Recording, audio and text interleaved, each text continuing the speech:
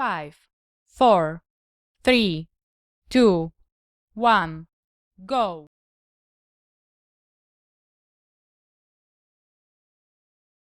오늘 주신 하나님의 말씀은 신명기 28장 1절에서 3절에 있는 말씀입니다.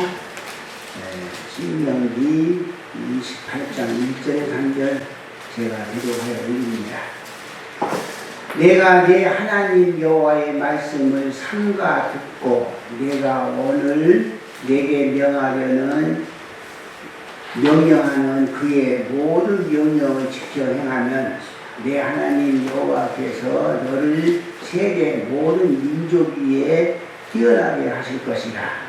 내가 내 하나님 여호와의 말씀을 청종하면 이 모든 복이 내게 임하며 내게 이르리니 성읍에서도 복을 받고 들에서도 복을 받을 것이며. 아멘. 복받는 자의 생활. 복받는 자의 생활은 어떤 생활이나, 이 버틀란트 러셀이라고 하는 행복론을 쓰신 분을 알죠? 그분은 자기 그 행복론에서 자기 자신의 힘을 겸허하게 평가하고 자기 자신의 힘과 존재를 겸허하게 평가하는 것이 행복의 근원이다, 복이다, 근본이라고 했어요. 자, 그래서 말입니다. 자신을 낮추며 평가하고 사는 사람이 있어요. 그런 사람은요, 항상 성공에 기뻐합니다. 나는 이만한 사람이 못 되는데 어떻게 내가 이런 사람이 됐나? 이렇게 성공했나? 깜짝깜짝 놀래요. 어떻게 이런 일을 내게 있었냐? 내가 복 받느냐? 자기 앞에 이루어지는 그 일에 대해서 스스로 놀라면서 합니다. 그런가 하면 반대로 자기를 높이며 사는 사람, 자기를 높이며 사는 사람은요, 실패에 대해서 깜짝깜짝 놀래요. 어떻게 내가 이런 실수를 할 수 있나? 이런 실패를 할 수 있나? 내가 누군데? 어떻게 내가 이런 불행이 내게 오냐? 그러고 사는 거예요. 여러분, 참 부부간에도 오늘 우리 노복신 집사님 남편이 사고 났다고 들었는데요. 우리 가정에서도 그렇습니다. 부부간에도 남편을 한번 오늘 가서 다음이라도 그렇게 해보세요. 남편을 다 쳐다보는 거예요.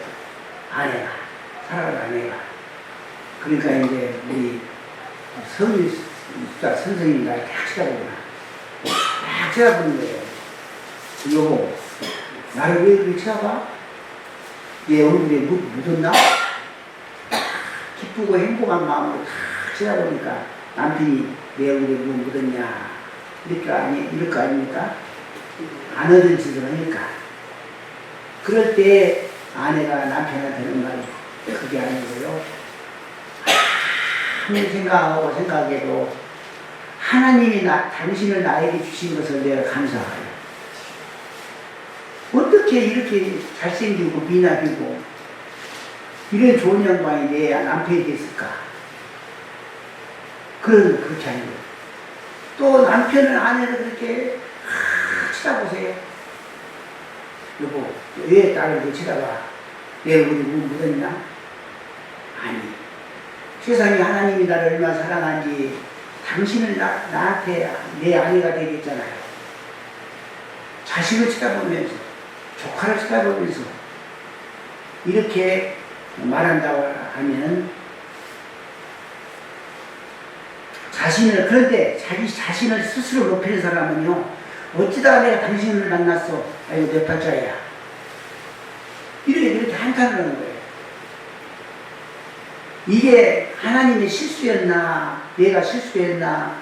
내가 하고 많은 사람 다 놔두고 내가 당신 같은 사람한테 내가 씹어 살고 있구나. 그래서 자기 실패에 깜짝 놀래요. 그것이 불행입니다. 이 정신적으로 지금 그게 바보예요. 그게 불행의 원인입니다.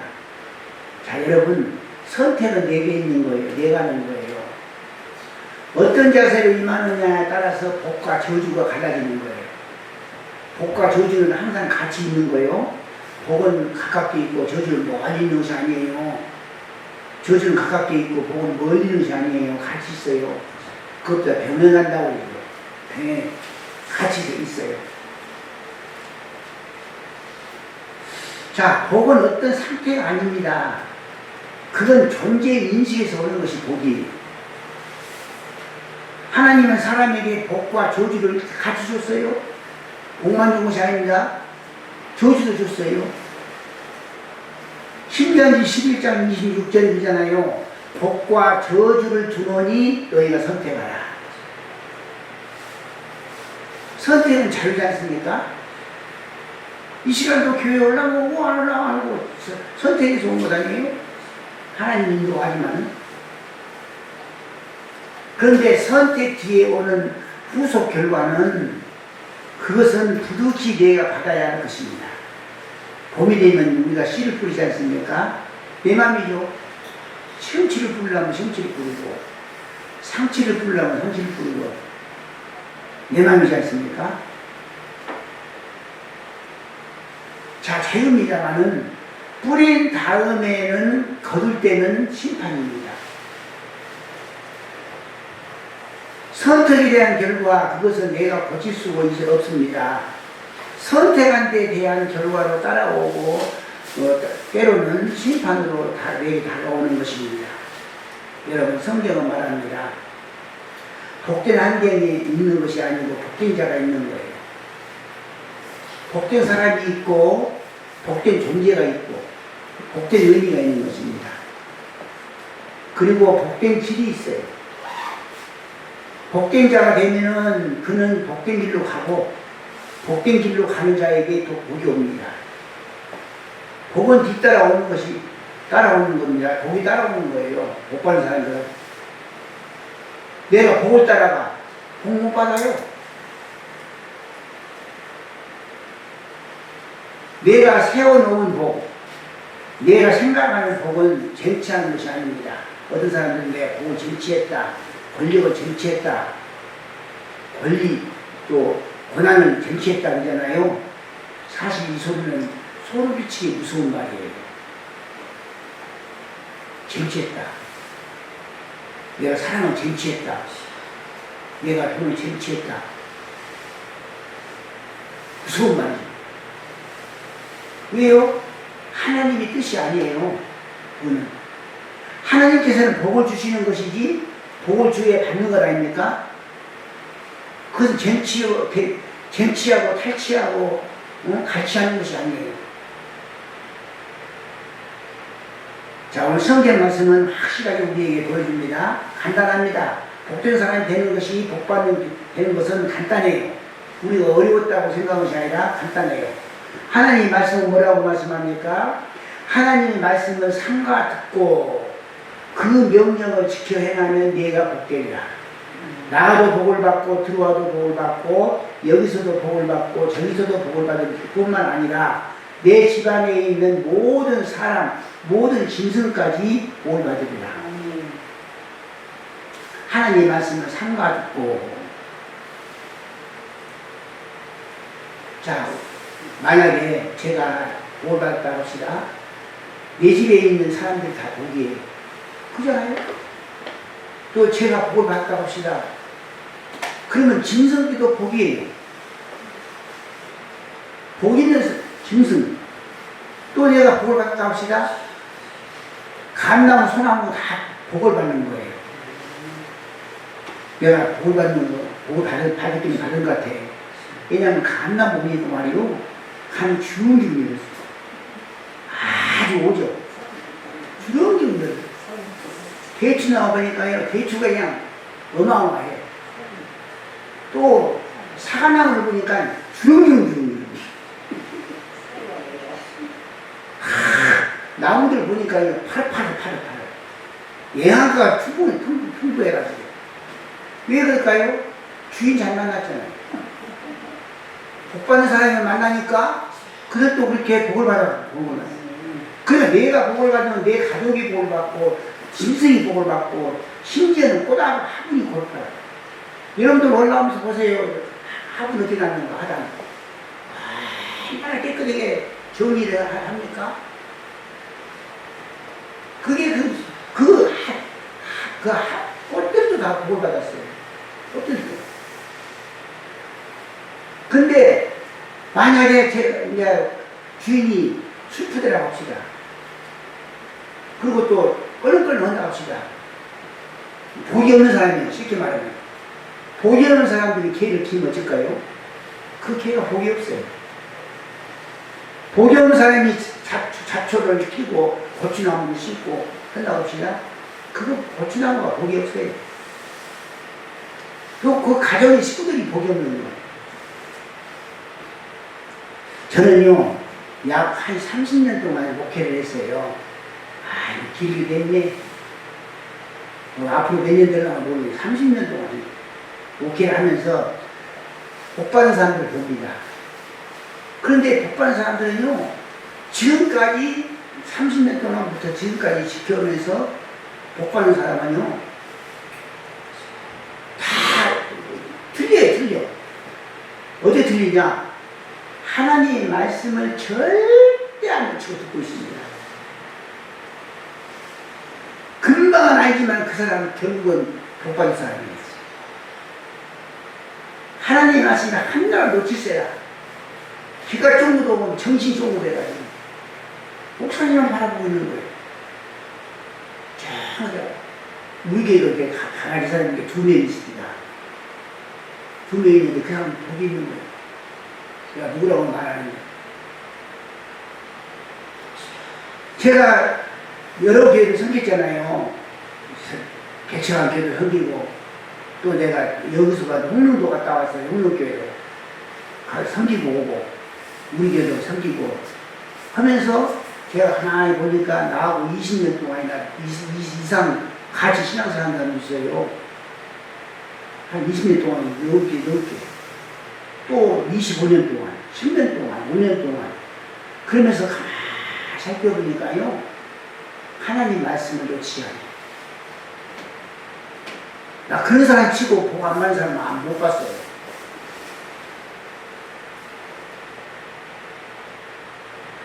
그런데 분명한 것은 어떻게 설교하면서 설교 듣는 자세가 그렇게 중요하지 않습니까?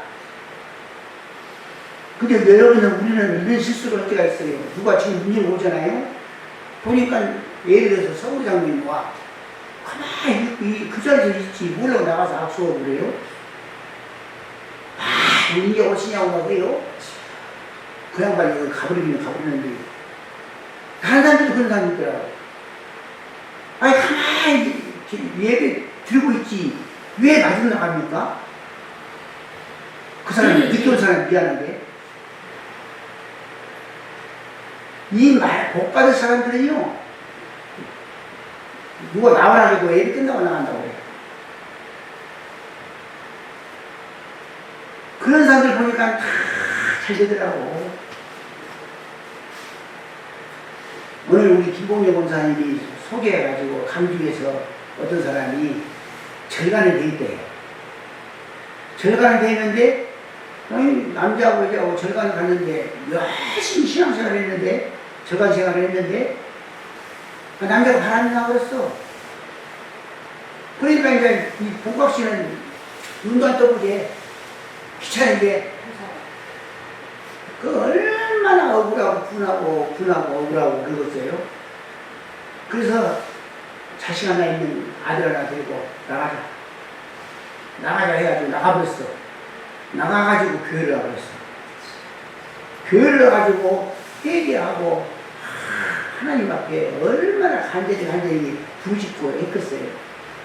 그런데 그 아들을 그 어머니가 잘 길러가지고 신학교를 보냈는데, 강신대에 크게 나요. 강신대를 보냈는데 지금 4학년이니까 내일 모레 대학원 간답니다. 그런데 그 아들이 막 성장해가지고 잘 돼가지고 보기에는 으시렁으시했는데 전체 학교에 장학생이잖아요. 장학생이고 학생회장이라잖아요. 아주 똑똑히 잘났더라고. 그래서 오늘 이제 장학금 탄 거, 그 반석기에다가 감사 먹으라고 보냈어요. 그러니까 이 사람이 하나님의 말씀을 크게 사모하고, 또 예자가 그 감사문 썼는데 글씨도 안 쓰고, 미리 넣으면 좋다고요. 미리. 그래서 그냥 목사님 보면 그냥 사진 못 쓴답니다.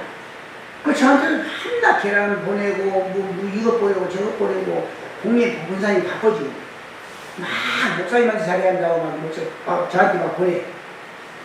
그렇게 보내. 근데 자세가 중요하잖아요. 좋잖아요. 그래서 제가 저도 기도에 들어갔어요. 그 학생을 하나님이 붙잡아달라고. 붙잡아달라고. 그리고 도움이 좀 주려고 김봉희 원사님한테 전달을 했어요. 이만저만해서 단속계에서 도와주고 싶다고 전달을 했어요. 그러니까 어디가 작은 교회에서 이 돈을 보내하고 돈을 보낸 것보다 몇백 배 더 좋으니까 돈 보지 마라.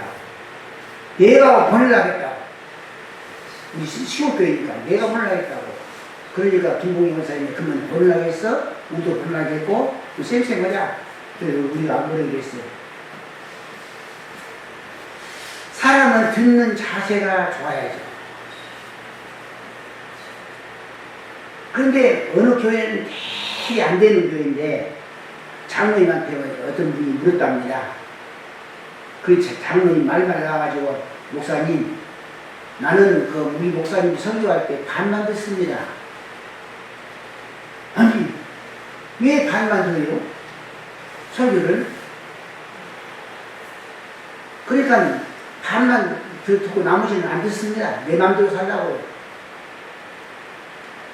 그래서 그 목사님이 물어본 목사님이 참 그 교회가 그러니까 어렵구나. 그러니까 어렵구나. 그 교회는 진짜 힘들겠구나. 이런 말을 했다고 합니다. 나머지 오늘 2부 예배에서 또 은혜 받기로 하겠습니다. 기도합시다.